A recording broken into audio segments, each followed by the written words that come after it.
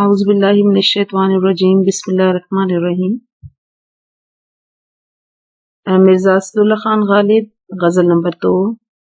आइए इसकी तफ़हीम और तशरीह करते हैं। इसमें कुछ मुश्किल अल्फाज हैं जिनको गज़ल की इब्तिदा में अलग से नुमाया करके लिखा गया है। इसमें पहला लफ्ज़ है गुमान, फिर है निहा, सुबकदस्त, संगे गिरा, तबा, खुर्शीदे जहां ताब, बुत शिकनी, नाले, सुखनवर, अंदाज़े बयां। गुमा यकीन को कहते हैं, ऐसा यकीन जिसमें थोड़ा सा शक शामिल होता है। नेहा छुपी हुई, कहीं अंदर पोशीदा। सुबकदस्त इसका मतलब होता है जब आपके हाथ किसी काम को करने में माहिर हो जाते हैं। संगे गिरा, संग कहते हैं पत्थर को, गिरा भारी, कोई भी चीज जो रास्ते में रुकावट पैदा कर दे या भारी पत्थर के तौर पर नुमाया कर दिया जाए किसी चीज को, उसके लिए इस्तेमाल होता है। भारी पत्थर, तबा तबीयत। खुर्शीद सूरज को कहते हैं, जहां दुनिया को, ताब कहते हैं रोशन को। ऐसा सूरज जो दुनिया को रोशन करता है। बुत शिकनी, बुत को तोड़ डालना। नाले, नाले कहते हैं आहुजारी को। जब किसी गम और तकलीफ में हम ऊंची आवाज में रोते हैं तो वो जो आवाज होती है उसको नाले कहा जाता है। सुखनवर कहने वाला, अंदाज़े बयां बात करने का अंदाज या किसी भी तहरीर का अंदाज भी अंदाज़े बयां होता है। यानी जो लिखता है शख्स कोई भी, उसका जो अपना खास अंदाज होता है उसको हम अंदाज़े बयां कहते हैं। आगे पढ़ते हैं। है बस के हर एक उनके इशारे में निशां और, करते हैं मोहब्बत तो गुजरता है गुमा और। लोगों को है खुर्शीदे जहां ताब का धोखा, हर रोज दिखाता हूँ मैं एक दागे नेहा और। या रब न वो समझे हैं न समझेंगे मेरी बात, दे और दिल उनको न दे मुझको जुबां और। हर चंद सुबक दस्त हुए बुत शिकनी में, हम हैं तो अभी राह में हैं संगे घरा और। पाते नहीं जब राह तो चढ़ जाते हैं नाले, रुकती है मेरी इत्तिबा तो होती है रवां और। पाते नहीं जब राह तो चढ़ जाते हैं नाले, रुकती है मेरी तबा तो होती है रवां और। तुम शहर में हो तो हमें क्या गम, जब उठेंगे ले आएंगे बाजार से जाकर दिलो जां और। हैं और भी दुनिया में सुखनवर बहुत अच्छे, कहते हैं कि गालिब का है अंदाज़े बयां और। दीवाने गालिब से ये गजल ली गई है। तो आइए इसकी तफहीम करते हैं। पहला शेर है बस के हर एक उनके इशारे में निशां और, करते हैं मोहब्बत तो गुजरता है गुमा और। है बस के का मतलब है, बस के का मतलब है अगरचा, इशारे, निशान, मोहब्बत, गुजरता है गुमा। गुमा का मतलब होता है शक और यकीन, दोनों जब मिलते हैं और आपको किसी चीज के होने और ना होने का यकीन और शक गुजरता है, तो यहाँ पर वो ये कहते हैं कि अगरचा उनके इशारों में मुझे मोहब्बत नजर आती है, बज़ाहिर उनके अंदाज में मुझे अपने लिए मोहब्बत नजर आ रही है। अगरचा उनकी अदाएं ऐसी हैं कि मुझे यूं लगता है कि वो भी मुझसे मोहब्बत करते हैं, मगर गालिब ये कहते हैं कि उसने मुझे इससे पहले इस कदर धोखे दिए हैं कि अगर वो मोहब्बत भी करता है तो मुझे कुछ और ही शक होने लगता है कि शायद ये मुझे धोखा दे रहा है। यहाँ पर गालिब के महबूब की कुछ ऐसी अदाएं हैं जिनको याद करके गालिब को ये शक गुजरने लगता है कि मेरा महबूब मुझसे मोहब्बत नहीं करता और वो मुझे धोखा देने की कोशिश कर रहा है। बज़ाहिर उसके अंदाज में उनके लिए मोहब्बत होती है, लेकिन हकीकत ये है कि उन्हें फिर भी उसकी मोहब्बत का यकीन नहीं आता, क्योंकि उसने उससे पहले कभी भी उनसे मोहब्बत और वफा का रिश्ता नहीं निभाया होता। चुनाचा चाहे वो मोहब्बत हकीकतन कर रहा है या उसके इस अंदाज में उनके लिए धोखा ही क्यों नहीं है, मगर गालिब को इन दोनों बातों पर यकीन नहीं आ रहा कि मेरा महबूब मुझसे मोहब्बत भी कर सकता है। किसी शायर का एक शेर है जो इससे मिलता जुलता है। कहते हैं, तू भी सादा है कभी चाल बदलता ही नहीं, हम भी सादा हैं इसी चाल में आ जाते हैं।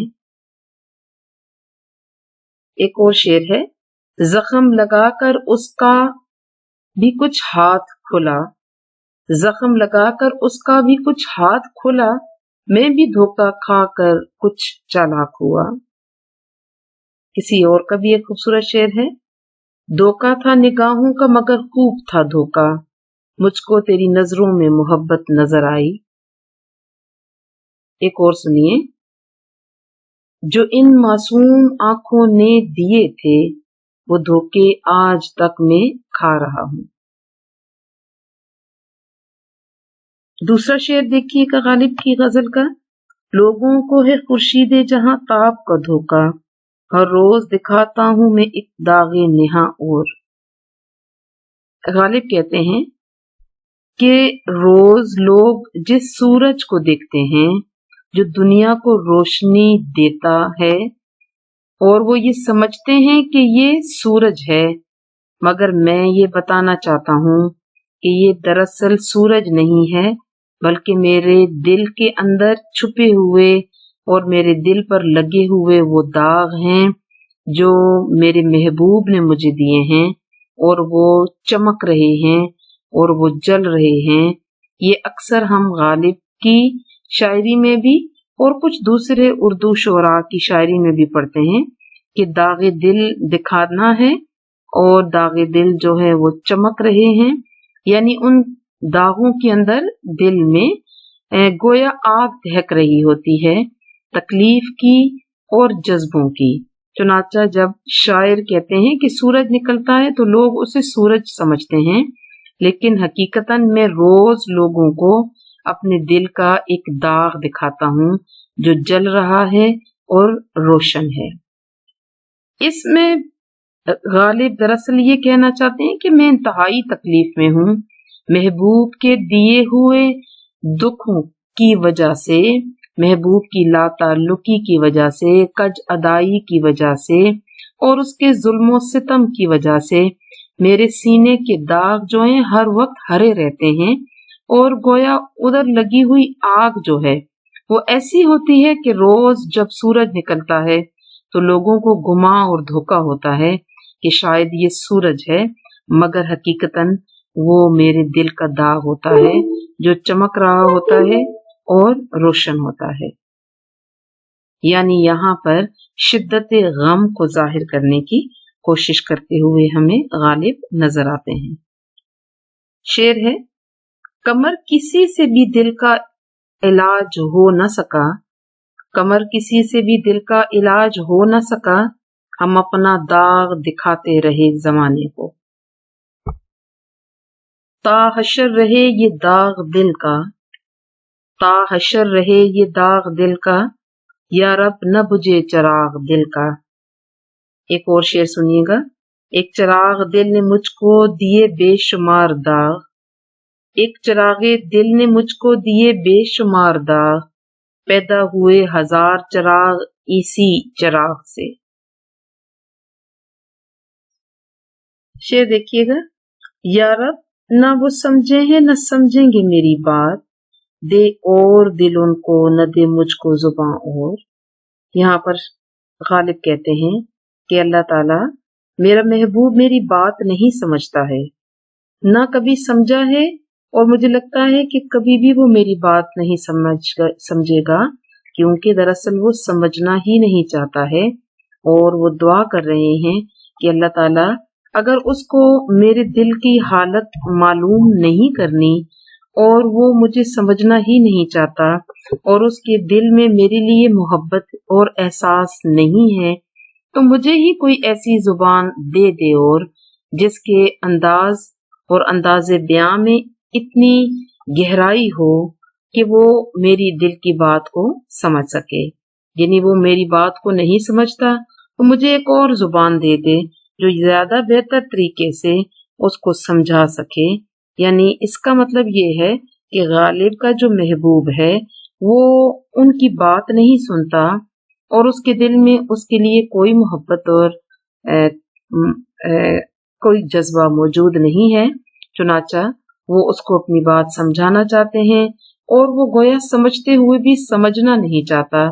تو کہتے ہیں کہ اگر میرا دل نہیں مانتا ہے کہ میں اس کی محبت کو چھوڑ دوں تو اللہ تعالیٰ اس کو ہی کوئی ایسی چیز عطا کر دے جو مجھے وہ سمجھ سکے.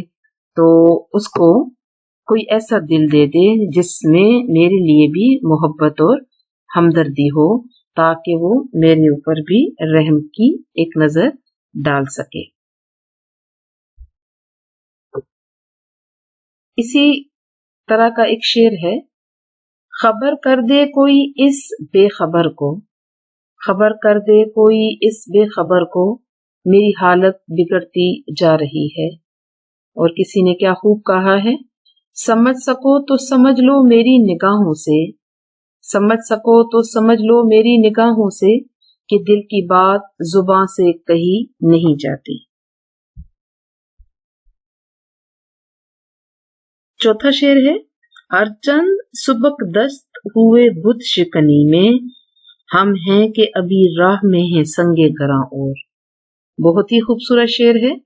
شاعر کہتے ہیں کہ اگرچہ میں نے بہت سے بتوں کو توڑا ہے اور ان کو توڑنے میں میرے ہاتھ بڑے ماہر ہو گئے ہیں، جس کو ہم سبک دست پڑھ رہے ہیں، مگر اس کے باوجود وہ کہتے ہیں کہ اگر میں ہوں، یعنی میرے اندر ہم موجود ہے، میں موجود ہے، اپنی ذات کا احساس موجود ہے، تو میں کبھی بھی آزاد نہیں ہو سکتا اور میری راہ میں بے شمار پتھر ابھی بھی موجود ہیں. سنگ گراں کا مطلب ہے یعنی راہ میں رکاوٹ ڈالنے والے. یہاں پر بظاہر یوں لگتا ہے کہ اللہ سے ملنے کو بہتاب ہے شاعر اور وہ بت شکنی کرتا ہے، مگر یہ کہ اس کی زندگی میں ابھی بہت سے پتھر موجود ہیں جن سے اس نے جان چھڑانی ہے. مگر ہم اگر غالب کو سمجھیں تو یہاں وہ یہ کہنا چاہتے ہیں کہ انسان اپنی ذات کے اندر قید ہے، انسان اپنے لیے مجبور ہے، انسان خود غرض ہے اور وہ اپنی ذات کی پرستش میں مشغول رہتا ہے.